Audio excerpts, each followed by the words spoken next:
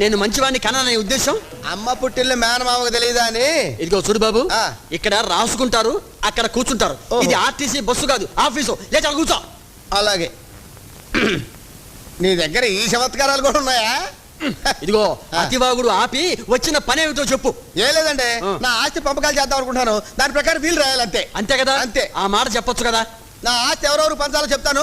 ఆ. దాని ప్రకారం వీలు రాసి సెటిల్మెంట్ చేసేయండి. సరే చెప్పు. ఆ, రాయండి. రాస్తా. అగా, దండపెట్టుకో. ఎవరికి? ఎవరు దండపెట్టుకుంటా? ఆ. కాగితాలకి. కడుపు అన్నం తింటున్నావా, గడ్డి తింటున్నావా? ఇదిగో, ఇంకోటి, ఆస్తి పంపకాలు చేస్తుంటే మధ్యలో దండ పెట్టుకుని రాస్తాను నువ్వు. రేయ్, ఇదిగో నువ్వు నోరు పరుచుకున్నావు. అంబాజీపేటలో 5 ఎకరాల కొబ్బరి తోట, 2 ఎకరాలు మా అబ్బాయికి, 3 ఎకరాలు మా ఆవిడకి. మా ఆవిడకి, మీ ఆవిడకే, మా ఆవిడ కాదు. చెప్పు. అంతర్వేదిలో 6 ఎకరాలు రొయ్యల చెరువులండి. 3 ఎకరాలు మా తమ్ముడికండి, 3 ఎకరాలు మా అబ్బాయికండి. రాశారండి? రాశాలో చెప్పు.